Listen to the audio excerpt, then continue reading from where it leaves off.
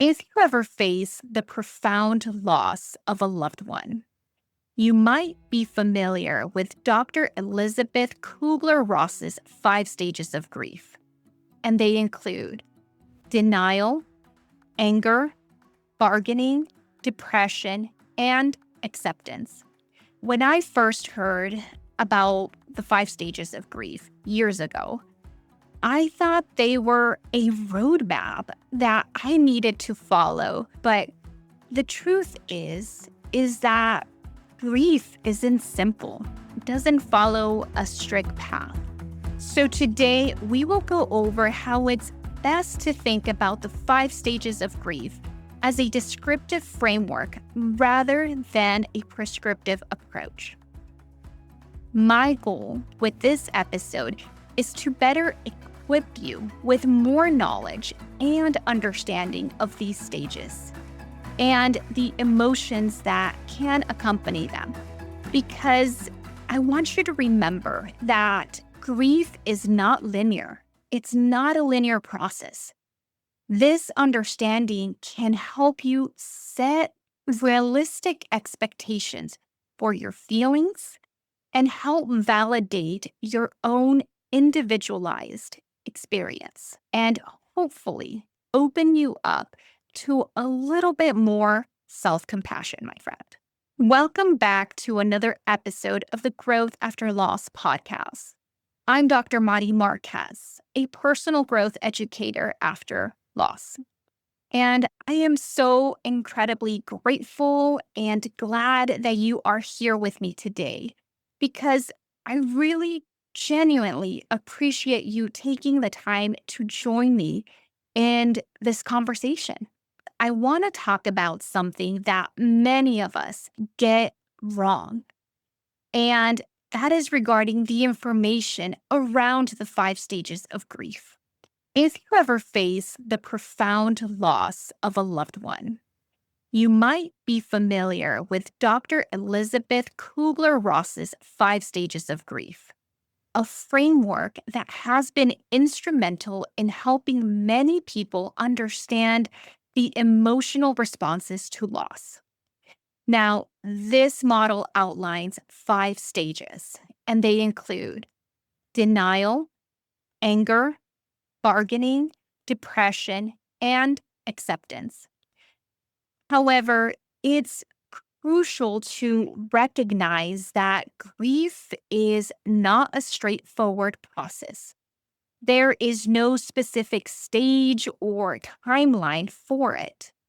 So today we will go over how it's best to think about the 5 stages of grief as a descriptive framework rather than a prescriptive approach. Now, research supports the notion that grieving is a highly individualized experience, influenced by factors such as someone's personality, culture, background, and even the nature of the loss itself, just to name a few. For instance, a study done by Bonanno in 2002 highlighted that many individuals experience resilience in the aftermath of loss, rather than following a specific set of stages. Additionally, the concept of complicated grief, as outlined by researchers like Halstick from a study in 2011, suggests that some individuals may struggle with prolonged or intense periods of grief that differ significantly from the traditional stages of grief. Now, it's common to feel a wide range of emotions after loss, or to experience none at all during certain moments of your journey. Some might find themselves feeling anger or guilt, while others might feel a sense of numbness or confusion. So today, I want to take a compassionate look at the 5 stages of grief with you. In the past, I've gotten wrong about what the 5 stages of grief really are, what they entail, what they look like. When I first heard about the 5 stages of grief years ago, I thought they were a roadmap that I needed to follow to guide me on a path that would eventually end my grief. Let me tell you, boy, was I wrong. And I would even ask myself back then, am I grieving correctly? Am I doing this right? And I would say, why is this not going away? I've experienced X stage and nothing is changing. So I can tell you that I felt in my own grief incredibly confused about what I was experiencing.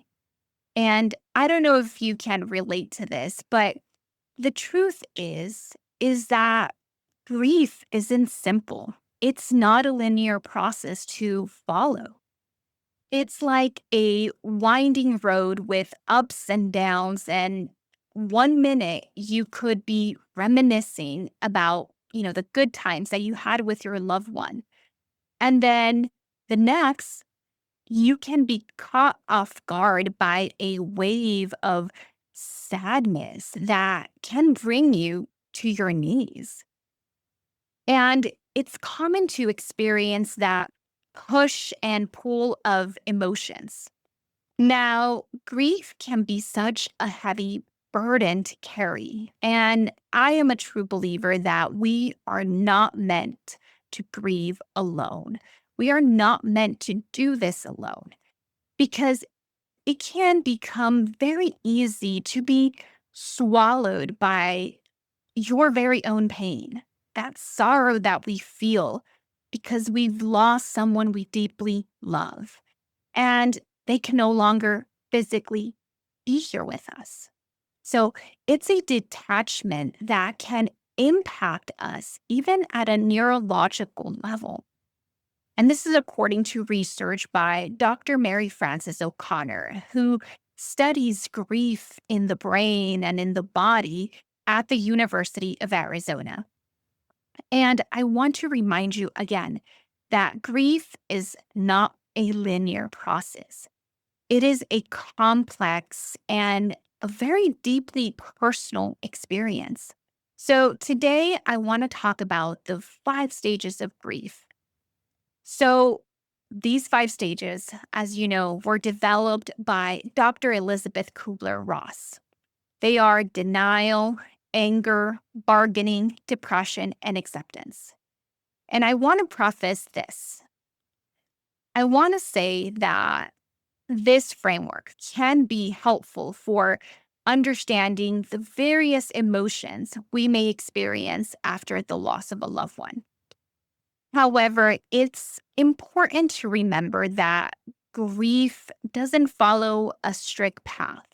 There's no timeline for it. And I want to preface this conversation because I do greatly admire the work that Dr. Kubler-Ross contributed to the field of psychology regarding the 5 stages of grief. But I want you to think about this.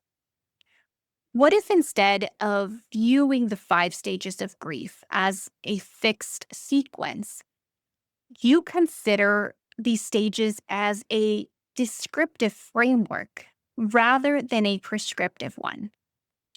And let me tell you why. Because viewing the stages of grief as a descriptive framework allows for a more personalized understanding, recognizing that each individual's experience, your experience, is uniquely yours. For instance, when 5 people lose a loved one, their reactions can vary widely. So, what one person might feel, the other person might experience their loss, their grief a lot differently. Now, this variation can be influenced by a variety of factors, such as the closeness of the relationship they had with the deceased, the person's individual personality traits, the circumstances regarding the death itself, These are only a few factors that I'm naming, so there's a lot more that can attribute to this. But considering the 5 stages of grief as a descriptive approach rather than a prescriptive one allows you to honor your unique grieving process. And this perspective offers you with the flexibility and the grace to not hold yourself to a specific standard or stage of how your pain and process should look like. Doing so can invalidate your personal experience and can hinder your ability to process your sorrow in an authentic way. So, inauthenticity can actually delay your ability to process your grief, which can hinder your learning and adaptation and even your growth following your experience of loss. Dr. Kubler Ross did some truly groundbreaking work back in 1969 when she introduced the 5 stages of grief. And it's fascinating how her research has shaped our understanding of grief and loss in psychology. What's really interesting is that her initial focus was on individuals dealing with terminal illnesses, but her insights have been invaluable for many who have lost a loved one. While it's important to view the 5 stages of grief more as a descriptive framework rather than a strict guideline for processing your grief, these stages offer valuable insights into the complex emotions and behaviors that can arise during the grieving process. It's completely normal to experience a mix of these emotions at different points in your personal journey of loss. And acknowledging this is crucial. In fact, many bereavement counselors utilize the 5 stages of grief to assist individuals in navigating the profound pain of loss. So, this is a compassionate approach that does recognize how challenging it can be to cope with the loss of a loved one. Now, a 2021 study by Pena Vargas highlights that Dr. Kubler Ross's model has been widely adopted worldwide for the treatment and study of bereavement, underscoring its significance in supporting those affected by loss. What's particularly interesting is that a 2021 study by Avis highlights that Dr. Kubler Ross, in a later collaboration with David Kessler, supported the idea that grief is fluid. So, this means that the stages of grief are not fixed points on a linear timeline or path. So there's no specific sequence that everyone follows while coping with grief. Now, some individuals may experience denial at first, while others might jump straight into anger. I know I did. I was very angry when my husband and my father passed away. So the fluctuation of emotions can happen. So it's important to remember that everyone grieves differently. It's not like there is a one size fits all approach. And understanding this can really help you be more compassionate towards yourself and your process and others who are also navigating grief.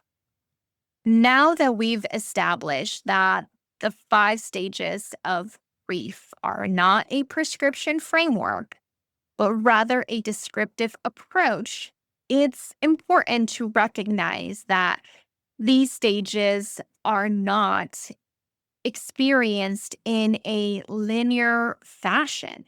Each person may go through them in a different order after the death of their loved one. Let's briefly overview each stage to help you better understand what they might look like. So, let's start with the first stage, which we will explore denial. In this stage, you may experience shock and disbelief. Now, you might instinctively avoid confronting the situation and suppress your feelings related to it.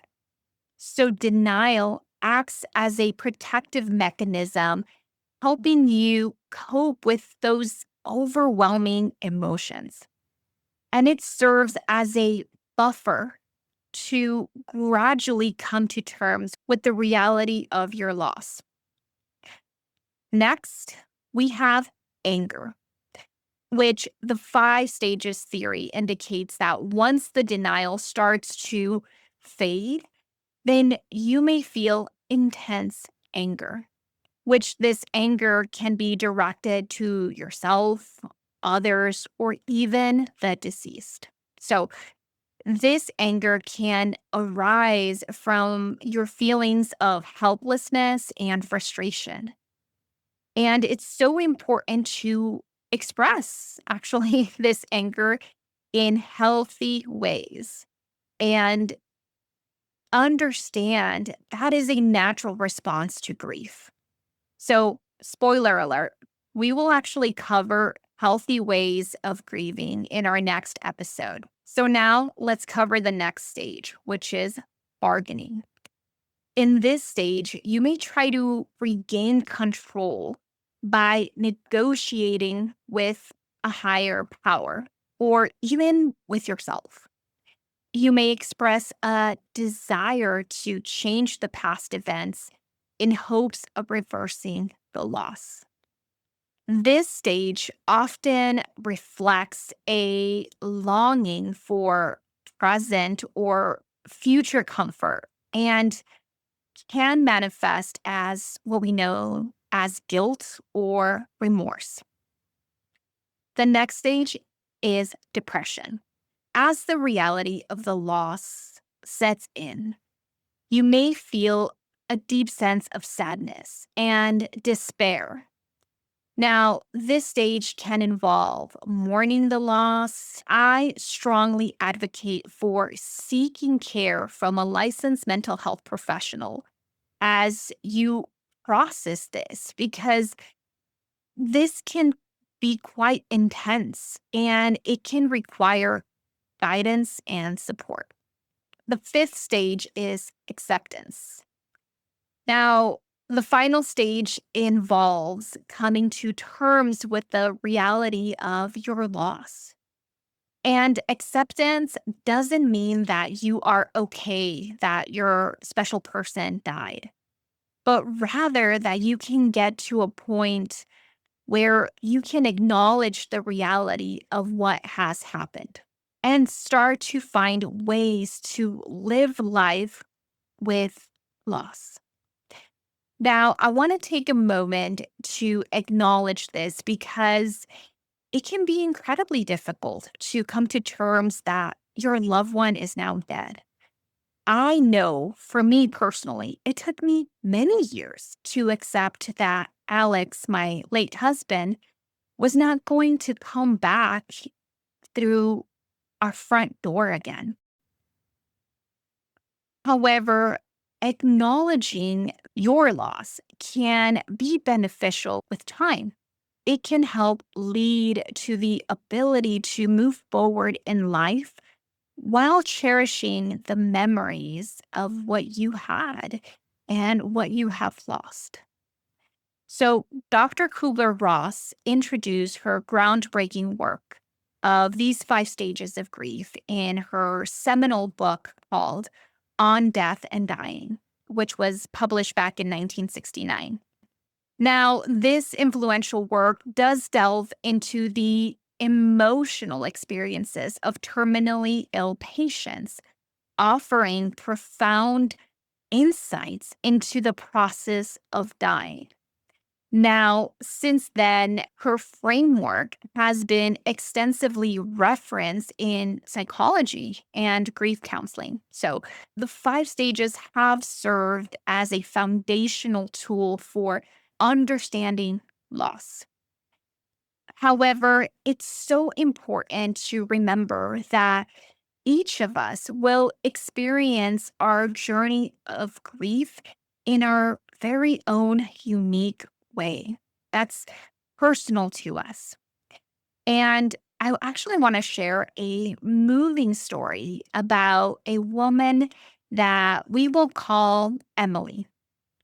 So, after Emily lost her father unexpectedly, Emily felt as though her world had been completely shattered because she was very close to her father. She had a very deep bond with him.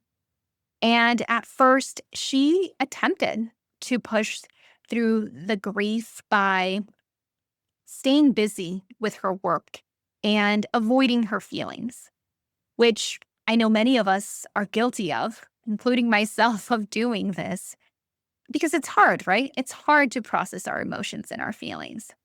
But Emily was actually really struggling internally. And one day, when she was cleaning out her father's attic after he had passed, she discovered a collection of letters he had written throughout his life. And as she read these letters, she experienced a flood of memories and emotions and feelings as if her father was reaching out to her from the past, sharing his thoughts and dreams and even his wisdom. And this profound experience actually broke down the barriers that Emily had been avoiding. Now, this struggle is something many of us can relate to, as we often try to escape those intense feelings of sorrow. Just like Emily, I too was afraid of confronting my own feelings, my own grief, because again, it's a hard thing to do. However, this pivotal moment of realization for Emily allowed her to recognize that she could not do this alone. No matter how busy she kept herself, grief was always waiting for her, often rearing its head around the corner when she least expected it. So she decided to seek out therapy, and a significant part of her journey was actually initiating a weekly ritual of writing letters to her father. So, in these letters, she actually was able to update him about her life. She also was able to express her emotions through writing. This practice became a beautiful way for her to maintain a connection with her father while also navigating her grief in one of the ways that made sense for her. So I think it's a beautiful story because it illustrates how the very thing she was avoiding, as so many of us, again, do this, ultimately became the thing that helped her through her process of grief. And in turn, she still feels that connection with her father through this ritual, which I think it's a beautiful thing. I know not everyone likes to write out their feelings or expressions of grief. So for this week, I do want to encourage you to look into one thing that can actually help you release some of your emotions. And I want you to do this in a safe space that makes sense for you.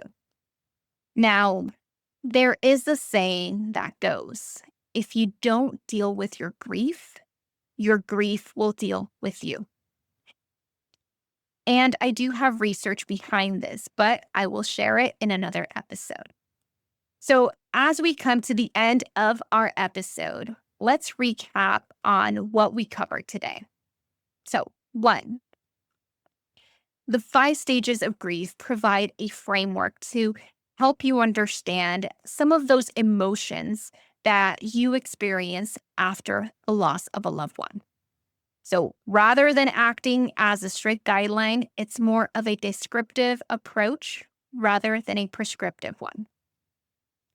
Two, acknowledging your feelings can actually help you navigate your emotions without judgment. And journaling or talking with a trusted friend can actually be beneficial in this process. Three, I encourage you to identify some of those emotions that you may be feeling and that you're struggling with. And I want you to find an outlet, a positive outlet for you to be able to release them. For example, you might consider joining a support group with others who have experienced the same type of loss that you have. This is something that I found in my research that was very beneficial for the participants in my study.